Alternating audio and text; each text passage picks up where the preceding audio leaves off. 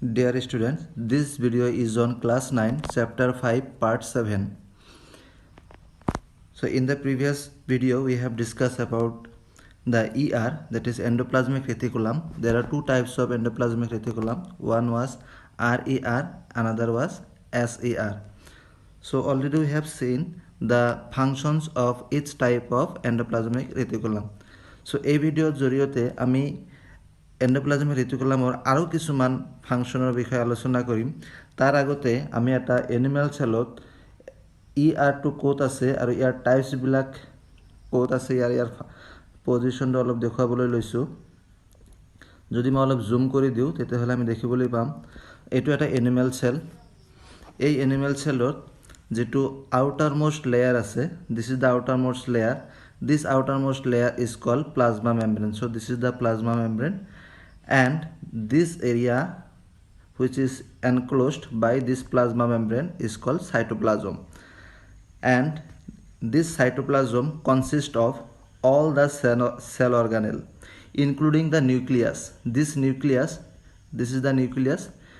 This spherical portion is called nucleus, and this nucleus is surrounded by a nuclear envelope. It is also called nuclear membrane. And there are other cell organelle. তার ভিতৰত আমি যদি চাও, so smooth endoplasmic reticulum, এই যেটো structure আমি ওয়াইৰ দৰে দেখা পাই আছো, এটো হৈছে স্মুথ এন্ডোপ্লাজমিক ৰেটিকুলাম। ইয়াতে কোনো ধৰণৰ ৰাইবোজম এটাচ হৈ থকা নাই। কিন্তু আমি এই যে ইয়াতে যদি চাও, এইবিলাক হৈছে রাফ এন্ডোপ্লাজমিক ৰেটিকুলাম, য'ত আমি কি দেখিবলৈ পাম, ৰাইবোজম দেখিবলৈ পাম। আমি যদি আৰু অলপমান জুম কৰি চাও তেতিয়াহ'লে আমি স্পষ্টভাৱে দেখা পাম ইয়াতে কিছুমান ডট লাইক স্ট্ৰাকচাৰ আছে যিবিলাক এটাচ হৈ আছে, এইবিলাক এন্ডোপ্লাজমিক ৰেটিকুলামৰ লগত এটাচ হৈ আছে, আৰু সেইকাৰণে ইয়াক কোৱা হয় ৰাফ এন্ডোপ্লাজমিক ৰেটিকুলাম। আচ্ছা, ইয়াতে আৰু এটা কথা কৈ থোৱা ভাল হ'ব যে ৰাইবোজমবিলাক যে কেৱল মাত্ৰ ERৰ লগত এটাচ হৈ থাকে তেনে নহয়, এইবিলাক আমি এক্সট্ৰাভাৱেও পাওঁ। সেইবিলাক হৈছে এইবিলাক হৈছে একোটা ৰাইবোজম। ইয়াতে লিখা আছে, এইবিলাক হৈছে ৰাইবোজম। গতিকে ইয়াৰ ফাংচনবিলাক যে যি ফাংচন কৰিব লাগে এই বাকীবিলাকৰ ক্ষেত্ৰতে একে ফাংচন পাৰফৰ্ম কৰি থাকে। তো ইয়াতে আমি চাম আৰু কেইটামান ইয়াতে সেল অৰ্গানেল আছে। এইটো হৈছে গোলগি এপাৰেটাছ। গোলগি এপাৰেটাছটো ঠিক এন্ডোপ্লাজমিক ৰেটিকুলামৰ দৰেই দেখাত, এইটো অলপমান তাৰ ওপৰত থাকে। তাৰপিছত আৰু কেইটামান আছে মাইট্ৰকন্ড্ৰিয়া, এইটো এটা মাইট্ৰকন্ড্ৰিয়া, এইটো এটা কেইবাটাও থাকিব পাৰে, এটা দুটা তিনিটা মাইট্ৰকন্ড্ৰিয়া থাকিব পাৰে। আচ্ছা, তাৰপিছত আছে এটা বলৰ দৰে ডট লাইক ষ্ট্ৰাকচাৰ, অলপমান ডাঙৰ, ৰাইবোজমতকৈ অলপমান ডাঙৰ, এইবিলাকক কোৱা হয় লাইসোজম। তো এইবিলাক হৈছে একোটা সেল অৰ্গানেল। এইবিলাকৰ বিষয়ে আমি ইয়াতে এটা এটাকৈ আলোচনা কৰিম। সো ইয়াতে যেটো আমাৰ টপিক আছিলে এন্ডোপ্লাজমিক ৰেটিকুলাম, তো এই এন্ডোপ্লাজমিক ৰেটিকুলামৰ আৰু কিছুমান ফাংচন আছে, এই ফাংচনবিলাক আমি ইয়াতে আলোচনা কৰি লওঁ। Thus, one function of the ER is to serve as channels for the transport of materials, especially proteins, between various regions of the cytoplasm or between the cytoplasm and the nucleus. So, যদি তোমালোকে ইয়াৰ আগৰ ভিডিওটো ভালকে দেখিছা তাতে তোমালোকে দেখিছিলা যে RER মানে ৰাফ এন্ডোপ্লাজমিক ৰেটিকুলাম, য'ত ৰাইবোজমবিলাক এটাচ হৈ আছে আৰু তাতে প্ৰটিন সিন্থেসাইজ হৈছিলে, আৰু সেই প্ৰটিনবিলাক ট্ৰান্সফাৰ কৰিবৰ কাৰণে সাইটোপ্লাজমৰ বিভিন্ন সেল অৰ্গানেলবিলাকৰ ট্ৰান্সফাৰ কৰিবৰ কাৰণে, নাইবা সাইটোপ্লাজমৰ পৰা তোমাৰ অন্য যিবিলাক সেল অৰ্গানেল আছে তাৰ পৰা তোমাৰ নিউক্লিয়াছৰ মাজত ট্ৰান্সফাৰ কৰিবৰ কাৰণে এই ER মানে এন্ডোপ্লাজমিক ৰেটিকুলামে হেল্প কৰে। The ER also functions as a cytoplasmic framework, providing a surface for some of the biochemical activities of the cell. আচ্ছা, ইয়াতে এন্ডোপ্লাজমিক ৰেটিকুলামে আৰু এটা কাম কৰি আছে, এটো হৈছে ইট প্ৰভাইডস ফ্ৰেমৱৰ্ক মানে হৈছে ইয়াৰ এটা ষ্ট্ৰাকচাৰ দি আছে। এই যেটো সেলৰ যেটো ষ্ট্ৰাকচাৰ আমি দেখিবলৈ পাইছো, এই সেলৰ যেটো ষ্ট্ৰাকচাৰ, এই ষ্ট্ৰাকচাৰটো কিন্তু এন্ডোপ্লাজমিক ৰেটিকুলামৰ কাৰণে সম্ভৱ হৈছে। ইয়াৰ উপৰিও আৰু কিছুমান সাৰফেচ মানে ইয়াতে আচলতে ব্যৱস্থা কৰি দিয়া কিছুমান বায়'কেমিকেল ৰিয়েকশ্যনৰ ক্ষেত্ৰত তো আমি জানো যে যিহেতু বিভিন্ন চেল অৰ্গানেল ইয়াতে মজুত হৈ আছে আৰু এই চেল অৰ্গানেলবিলাকত বিভিন্ন ধৰণৰ কেমিকেল ৰিয়েকশ্যন হয় যিবিলাকক আমি বায়'কেমিকেল এক্টিভিটিজ বা বায়'কেমিকেল ৰিয়েকশ্যন বুলি কওঁ এই ৰিয়েকশ্যনবিলাকে হওঁতেও কিন্তু ইয়াৰৰ এটা ভূমিকা আছে In the liver cells of the group of animals called vertebrates, SER plays a crucial role in detoxifying many poisons and drugs. তো যিবিলাক ভাৰ্টিব্ৰেটছ এনিমেল আছে ভাৰ্টিব্ৰেট এনিমেল মানে যিবিলাকৰ মেৰুদণ্ড আছে ৰাজহাড় আছে সেইবিলাক এনিমেলছৰ যিটো লিভাৰ চেল আছে সেই লিভাৰ চেলত যিবিলাক পয়জন আছে যিবিলাক ড্ৰাগছ মেটেৰিয়েল আছে সেইবিলাকক ডিটক্সিফাই কৰাৰ কাৰণে মানে নালিফাই কৰা নোহোৱা কৰিবৰ কাৰণে ধ্বংস কৰিবৰ কাৰণে এই যেটো ER যেটো টাইপ SER এইটোৱে কিন্তু ইয়াক সহায় কৰি আছে so it is one of the crucial very important role of SER or ER so আমি ইয়াতে আৰু এটা প্লান্ট সেল আমি চাই লওঁ প্লান্ট সেল আৰু এনিমেল সেলৰ কিছুমান ডিফাৰেন্স আমি দেখিছিলোঁ তো সেই ডিফাৰেন্সবিলাক আমি ষ্ট্ৰাকচাৰেলি ইয়াতে আলোচনা কৰিম ইয়াতে আমি এটা ডিফাৰেন্স দেখিবলৈ পাইছোঁ ক্লোৰোপ্লাষ্টটো কিন্তু কেৱল মাত্ৰ প্লান্ট সেলতে পোৱা যায় এটো কিন্তু এনিমেল সেলত পোৱা নাযায় it helps in the photosynthesis আচ্ছা তাৰ উপৰি আৰু এটা মেজৰ ডিফাৰেন্স আছিল সেল ওয়াল কিন্তু এনিমেল সেলত নাছিল গতিকে ইয়াতে কিন্তু সেল ওয়াল আছে সেল ওয়ালটো আছে এই যেটো আউটাৰ লেয়াৰ প্লাজমা মেমব্ৰেনৰ ওপৰত আৰু এটা লেয়াৰ আছে সেই লেয়াৰটোক কোৱা হয় সেল ওয়াল আৰু এই সেল ওয়ালটোৱে কিন্তু কি কৰে ইয়াক এটা ষ্ট্ৰাকচাৰ প্ৰভাইড কৰে যিকোনো প্লান্টছৰ কাৰণে তো ইয়াতে এইকেইটাই তোমাৰ মেইনলি ডিফাৰেন্স আছিলে তো এয়াৰ বাকিবিলাক তো ইয়াতে দেখিবলৈ পোৱা যায় আমি এইটো যে ডাঙৰ যেটো ষ্ট্ৰাকচাৰ আমি দেখিবলৈ পাইছোঁ এইটো হৈছে ভেকুল এইটো কিন্তু আমাৰ এনিমেল সেলতো আছে কিন্তু এনিমেল সেলৰ ভেকুলবিলাক কিন্তু অলপমান সৰু হয় অলৰেডি তোমালোকে ইয়াৰ এটা লং কোৱেশ্চন এটা তোমালোকে কৰিছিলা তো ইয়াতে তোমাৰ এইটো হৈছে তোমাৰ নিউক্লিয়াছৰ ওচৰত আছে তোমাৰ এই যে গোলগি এপাৰেটাছ বা গোলগি বডিজ তাৰ ওচৰত আছে এইবিলাক তোমাৰ এণ্ডোপ্লাজমিক ৰেটিকুলাম ইয়াতে তোমাৰ দুই ধৰণৰ এণ্ডোপ্লাজমিক ৰেটিকুলাম আছে এটা আছে স্মুথ এণ্ডোপ্লাজমিক ৰেটিকুলাম আৰু এটা আছে তোমাৰ ৰাফ এণ্ডোপ্লাজমিক ৰেটিকুলাম গতিকে এইবিলাক ইয়াৰ বিষয়ে আমি ইয়াৰ যেটো নেক্সট প্যাৰাগ্ৰাফ আছে নেক্সট যেটো টপিক আছে তাত আমি আলোচনা কৰিম সো নেক্সট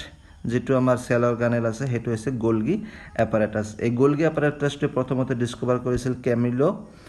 গোলগি আৰু সেই কাৰণে ইয়াৰ নামটো গোলগি এপাৰেটাছ দিয়া হৈছে consist of a system of membrane bound vesicles arranged approximately parallel to each other in stacks called cisterns গতিকে এইবিলাক হৈছে কিছুমান ব্যাগ লাইক ষ্ট্ৰাকচাৰ মেমব্ৰেনেৰে বনোৱা আৰু এইবিলাক কেনেকৈ সজোৱা আছে কেনেকৈ এৰেঞ্জ কৰা আছে প্যাৰেলেল টু ইচ আদাৰ এটাৰ ওপৰত আৰু এটা যদি থাপ খাই থাকে তাকে কোৱা হয় সিস্টাৰ্নছ গতিকে আমি যদি কেইবাটাও কিতাপ যদি আমি এটাৰ ওপৰত আৰু এটাৰ ওপৰত যদি ৰাখি দিওঁ তেতিয়াহ'লে তাতে যেটো ষ্ট্ৰাকচাৰ আমি দেখিবলৈ পাম ঠিক সিস্টাৰ্নছৰ দৰে হ'ব গতিকে গোলগি এপাৰেটাছবিলাকো দেখাত প্ৰায় এনেকুৱা these membranes often have connections with the membranes of ER and therefore constitute another portion of a complex cellular membrane system গতিকে এই যেটো গোলগি এপাৰেটাছ ইয়াৰ যেটো মেমব্ৰেন কেতিয়াবা এটো এণ্ডোপ্লাজমিক ৰেটিকুলামৰ যেটো সেল আছিল অৰ্গানেল আছিল তাতে তোমাৰ কানেকশ্যন হৈ থাকে কিছুমান টিউবৰ জৰিয়তে আৰু এনেকৈ এটা কমপ্লেক্স ষ্ট্ৰাকচাৰ প্ৰভাইড কৰে যিকোনো এটা সেলৰ ক্ষেত্ৰত The material synthesized near the ER is packaged and dispatched to various targets inside and outside the cell through the Golgi apparatus. So this is the function. These are the function of Golgi apparatus. So যিবিলাক materials synthesize কৰা হল এণ্ডোপ্লাজমিক ৰেটিকুলামৰ দ্বাৰা এইবিলাক কি কৰা হয় প্ৰথমতে packing কৰা হয় পেকিং কৰি ডিসপাচ কৰা হয় ডিসপাচ কৰা মানে পঠিয়ে দিয়া ট্ৰান্সফাৰ কৰা বিভিন্ন টাৰ্গেট অৰ্গানলৈ